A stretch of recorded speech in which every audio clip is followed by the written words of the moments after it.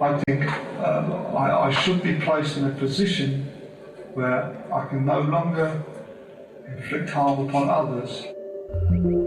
This is Colin Ireland. On January the 1st, 1993, he made a New Year's resolution to become a serial killer. In just 3 months, he brutally murdered 5 men. Tonight, the full story of his reign of terror, told for the first time by the man himself. In his own words, Colin Ireland reveals how and why he killed again and again. I went and got a plastic bag from the kitchen, carrier bag, and I stuck it over his head. Quite a bit of a struggle, and I killed him quickly, very quickly.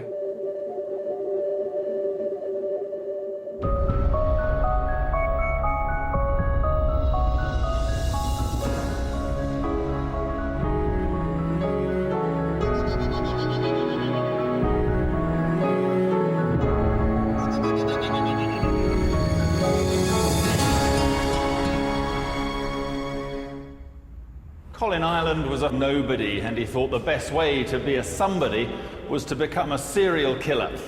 His killing spree in London in the 1990s was short and brutal. He killed 5 gay men, 4 of them in just 15 days.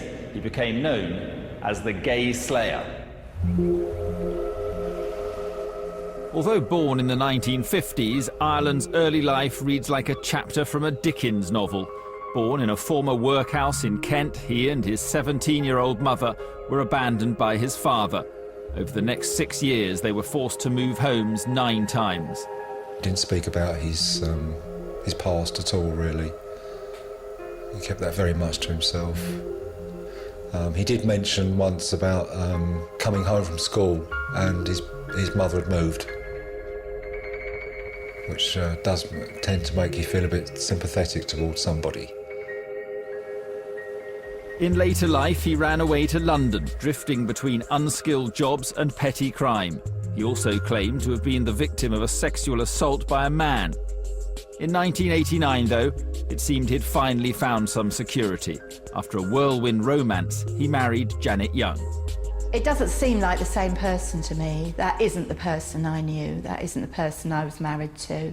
Looking back, he had a very difficult childhood and youth. I didn't know he'd been in prison except once.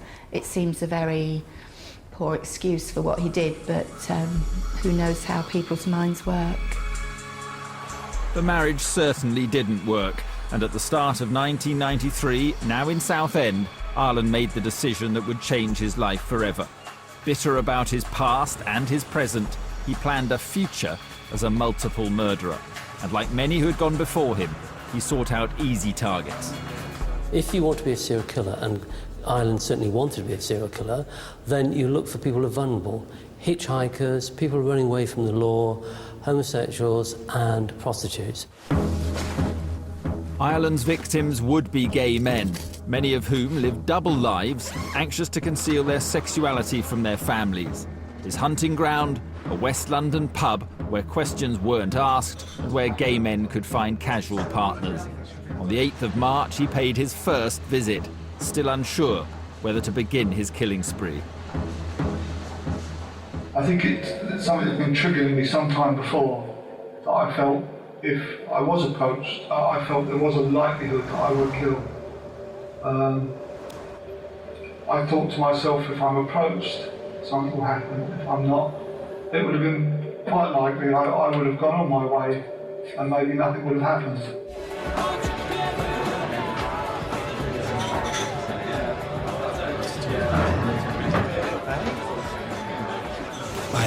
Can I get a glass of water, please? Also in the pub that evening was Peter Walker, a 45-year-old West End theatre director. The men talked and arranged to spend more time together. We went in a cab to his flat in Battersea. I work nearly every night, so it's nice to have a bit of company, to be honest. I put on a pair of gloves on the way. My intentions were different to his.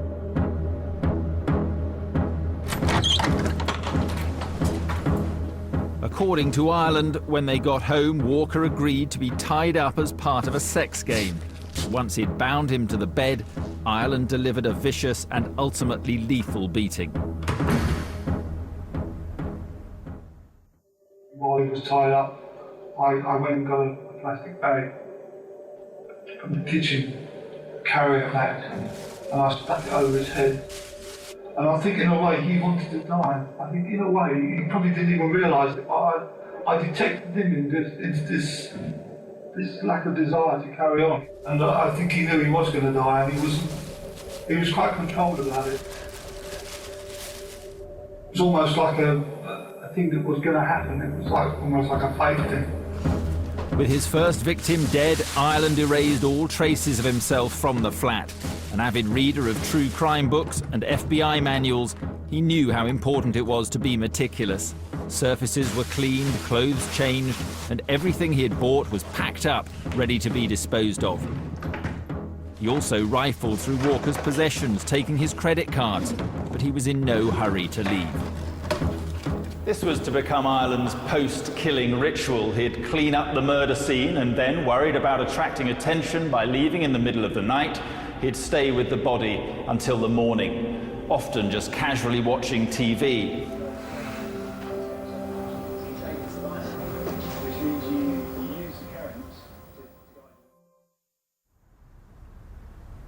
I remember after Walker looking in the mirror, I walking down the road, and I thought, if I must see it in my face, I've just murdered someone, they must be able to tell, they must just by looking at me.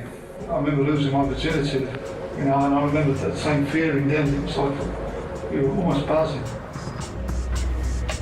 The following day, Ireland withdrew money using Walker's bank cards. He destroyed them, and along with keys he had taken, threw them into the Thames from Battersea Bridge.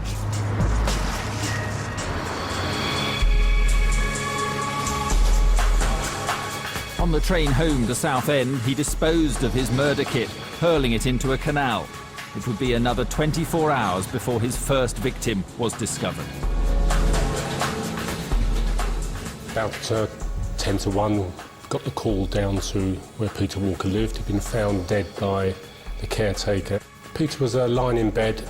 He had a duvet pulled over him and his feet were sticking out. There was, curiously, 2 teddy bears positioned on top of the duvet in an inverted position, you could say the 69 position. He had a condom on his nose, trailed across his cheek, and he had another condom in his mouth. Police would later discover the reason why the body was left this way. Ireland had discovered Walker was HIV positive. Furious he wasn't told, he wanted to humiliate him, leaving objects on his body in a ritualistic way. In Southend, Ireland was concerned. His first murder had attracted no publicity. Unaware that the police had already found the body, he called the Samaritans.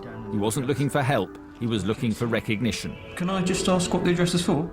Will you just listen? There are 2 dogs and they've been locked in a room for 2 days. At 5 o'clock that evening, we got a message from the Samaritans. They'd received a call from a chap who had given them Peter's name, his address, and he got quite agitated when pushed for further information. Because the owner's dead.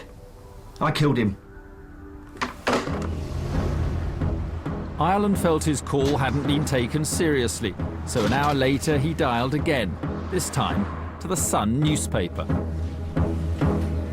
I worked at the Sun a long time, and I've never taken a call like that. I just literally picked up the phone to a man who started talking about 2 dogs locked in a flat, then just suddenly dropped this bombshell that the owner of the flats was still in there and that he'd murdered the owner of this flat. Certainly in America you get situations where the killer plays with the media, and that's part of the buzz they get out of it.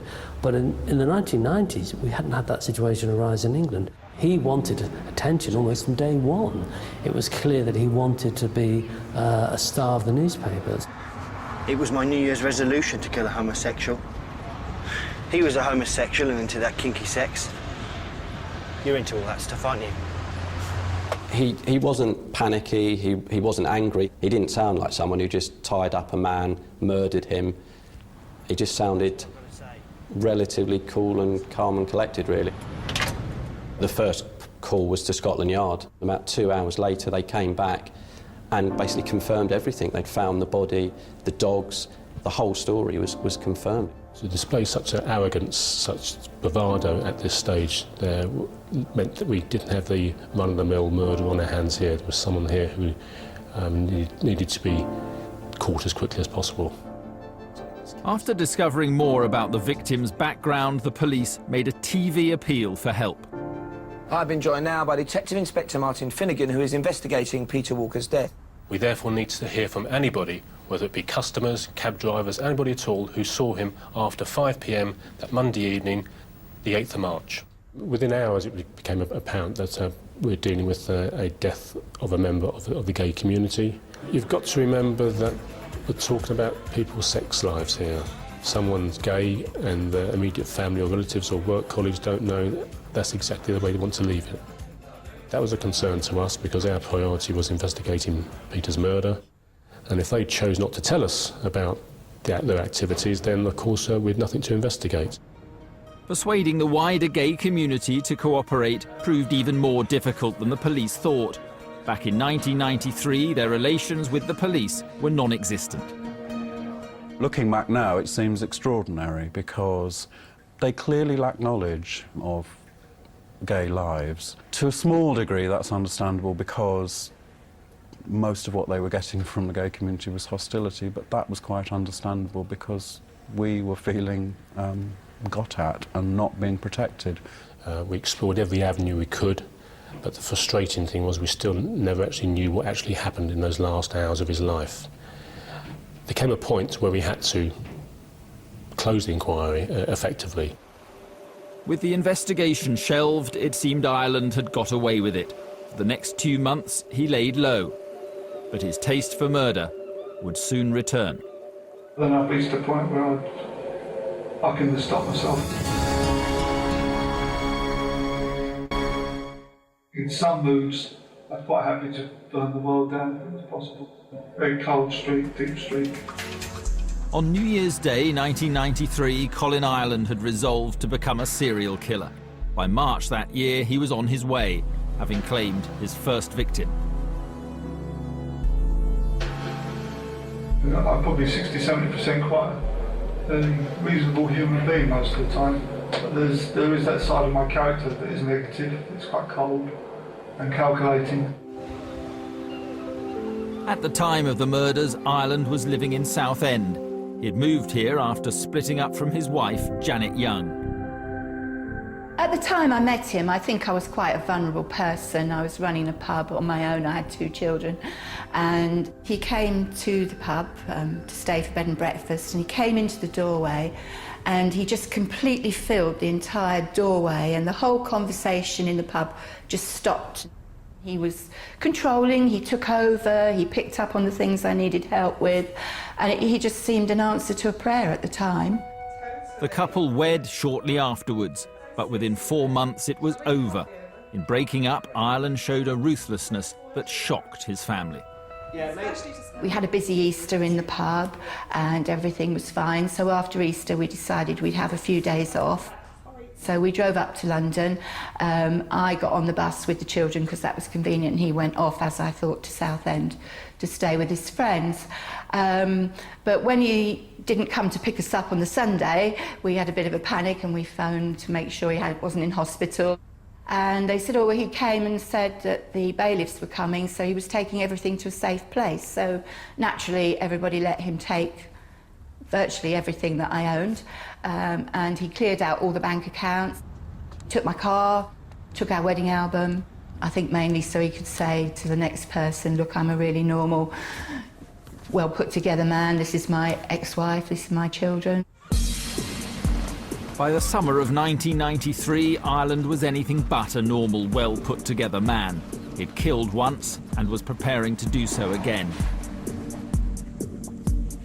The police investigation into Peter Walker's murder had come to a standstill. Ireland's meticulous clean-up routine had wiped the scene of any forensic clues, and detectives had failed to find any witnesses within London's gay community. In June, Ireland felt confident enough to pay another visit to the Coleherne pub in Fulham. Once inside the well-known gay haunt, he struck up conversation with another customer, 37-year-old librarian Christopher Dunn. He was just